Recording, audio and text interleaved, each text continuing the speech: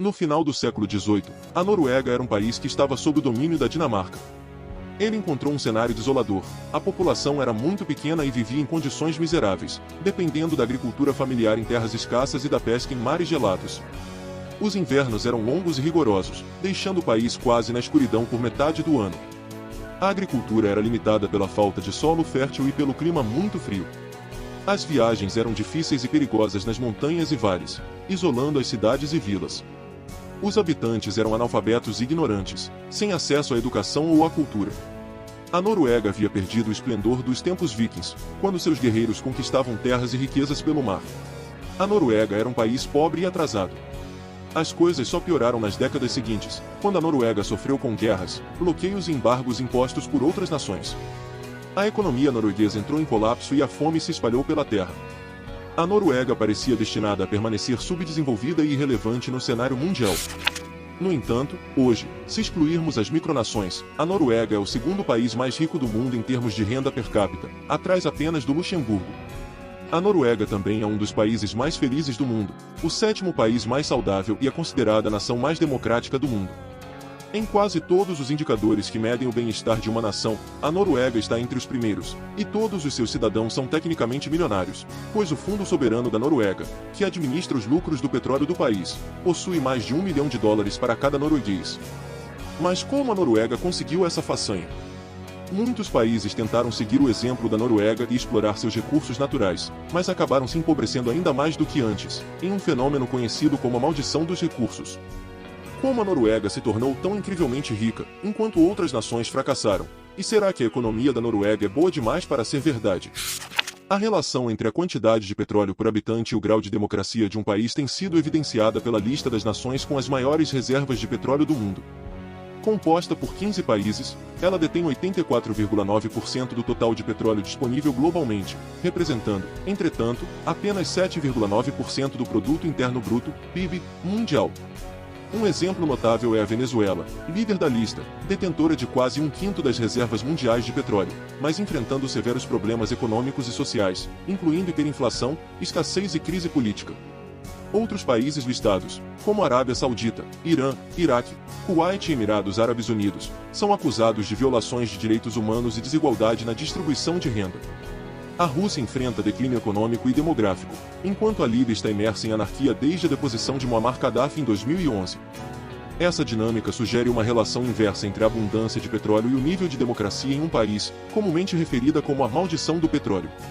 O fenômeno da maldição do petróleo se manifesta quando as nações, subitamente inundadas por receitas da exportação de petróleo, utilizam esses recursos para reduzir impostos e aumentar significativamente os gastos públicos.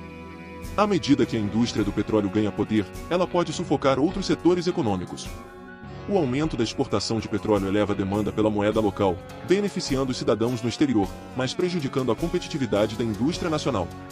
Politicamente, líderes prometem mais gastos para garantir eleições, enquanto ditadores optam por se beneficiar para continuar no poder. Em muitos casos, a corrupção se instala, a riqueza se concentra em poucos, e eventualmente, a riqueza aparente na economia não se traduz em melhorias para o cidadão comum. No entanto, a Noruega é uma notável exceção a essa maldição do petróleo. A pergunta que se destaca é: por que a economia norueguesa não sucumbiu aos desafios associados à abundância de petróleo? Em 1905, a Noruega conquistou sua independência, rompendo com a Suécia. Apesar de ainda enfrentar carências educacionais e desvantagens econômicas, sua economia estava centrada no transporte de matérias-primas como madeira, peixe e minerais, marcando uma distinção notável em relação aos vizinhos do sul, que passavam por uma industrialização rápida.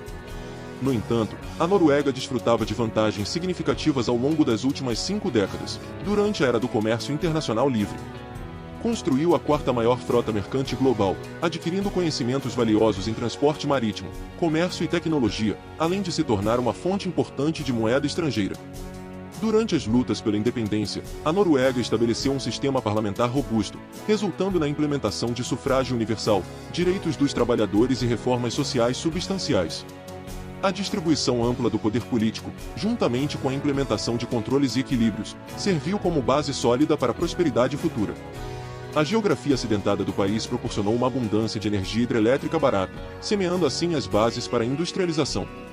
No entanto, naquela época, grande parte da energia hidrelétrica estava sob controle estrangeiro, levando o governo a aprovar uma legislação para limitar a propriedade estrangeira e evitar monopolizações.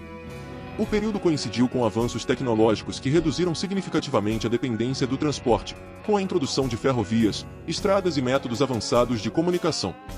Essas forças impulsionaram o rápido crescimento econômico e a industrialização, embora a Noruega, devido ao seu tamanho e dependência do comércio internacional, não tenha escapado das influências econômicas e geopolíticas globais do início do século XX. Oficialmente neutra nas duas guerras mundiais, a Noruega enfrentou perdas significativas em sua frota mercante durante a Primeira Guerra Mundial e foi invadida e ocupada pelos alemães em 9 de abril de 1940, permanecendo sob ocupação por 5 anos. Após as guerras, o país se uniu a organizações internacionais e se beneficiou substancialmente do Plano Marshall dos Estados Unidos. O Partido Trabalhista aproveitou a oportunidade para estabelecer regras sociais democratas rigorosas, destacando o setor público e o planejamento centralizado, ao mesmo tempo que permitia os benefícios econômicos da concorrência privada. De 1945 a 1975, a Noruega experimentou um crescimento robusto e confiável de 3,3% ao ano no PIB, com altas taxas de impostos financiando investimentos significativos em educação, moldando sua força de trabalho como uma das mais competentes do mundo. Uma rede de segurança social forte resultou na redução da desigualdade, inflação moderada e praticamente inexistência de desemprego. Embora o desempenho econômico tenha sido forte e estável durante esse período, a Noruega ainda estava longe de se tornar a potência econômica que é hoje. Na década de 60, a Noruega já não se encontrava em situação de pobreza, tendo alcançado um patamar semelhante a outras nações europeias, embora seu desempenho fosse considerado apenas mediano. Contudo, um ponto de virada estava prestes a ocorrer.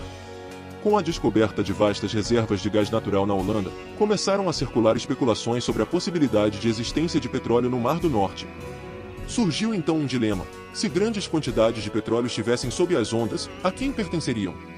Após algumas idas e vindas, a Noruega reivindicou a soberania sobre essas águas.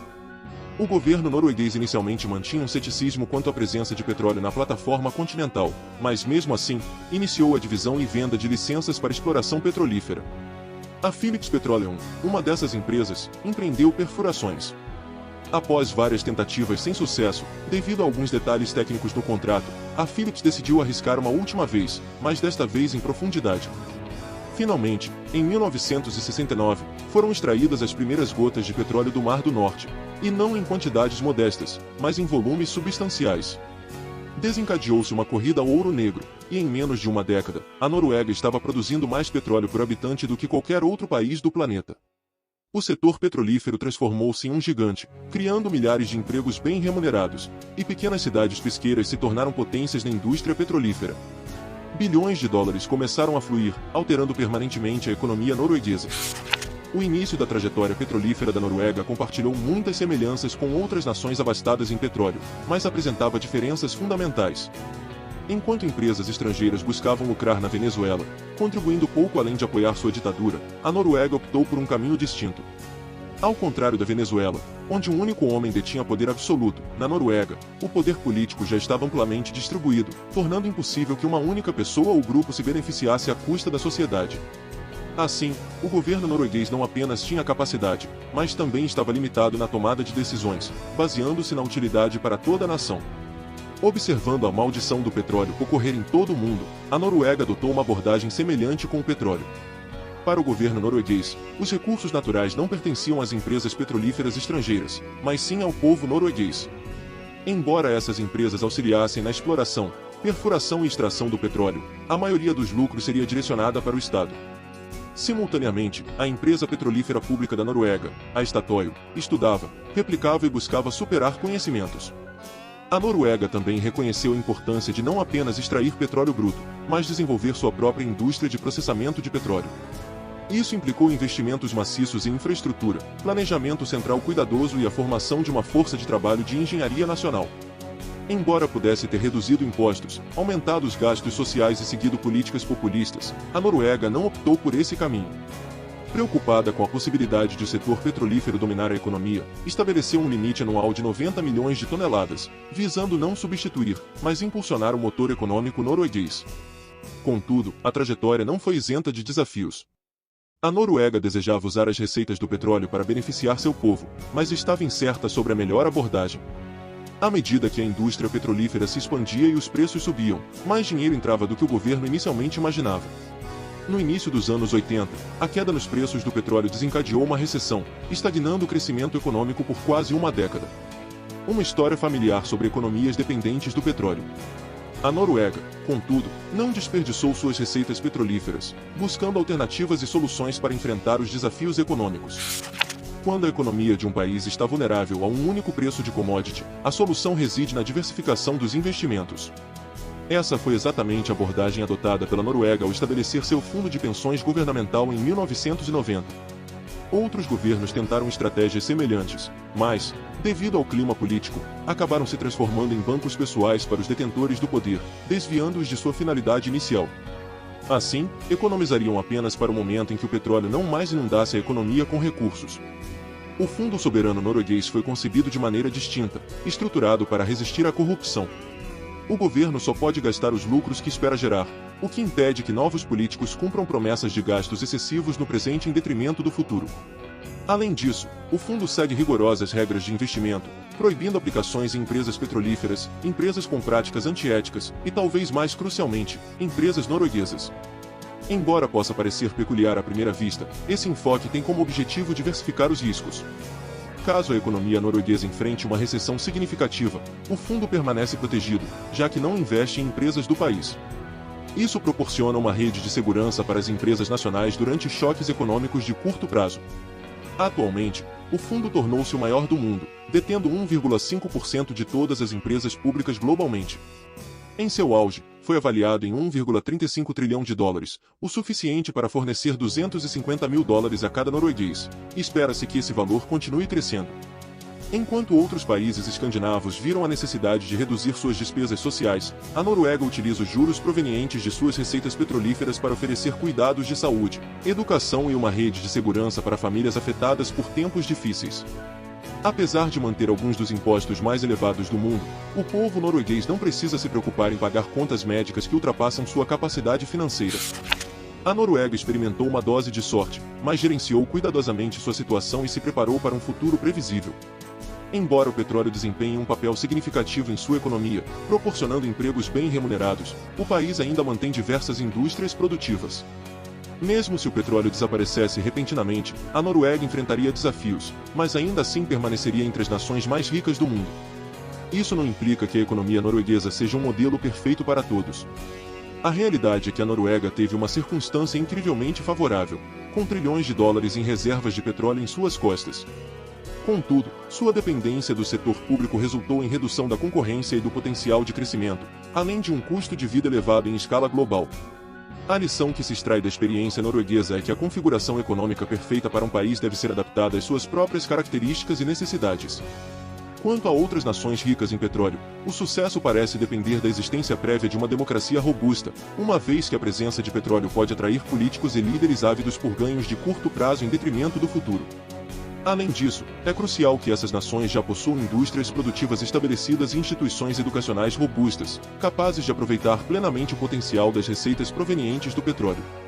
Caso contrário, a riqueza petrolífera pode se tornar mais uma maldição do que uma bênção, como exemplificado pelo declínio da Venezuela de uma das nações mais ricas para uma das mais pobres. A Noruega, por sua vez, diferenciou-se ao investir sabiamente suas receitas petrolíferas, garantindo um futuro sustentável ao viver dos juros gerados. Enquanto muitas nações dissipam sua loteria petrolífera em gastos sociais em troca de votos ou em projetos extravagantes sem retorno, a Noruega adotou uma abordagem prudente que a distingue. A economia, afinal, é o estudo da escassez, e as nações que compreendem essa realidade têm mais chances de prosperar. Se gostou do vídeo, deixe sua opinião nos comentários, não se esqueça de deixar seu like e se inscrever no canal. Até a próxima!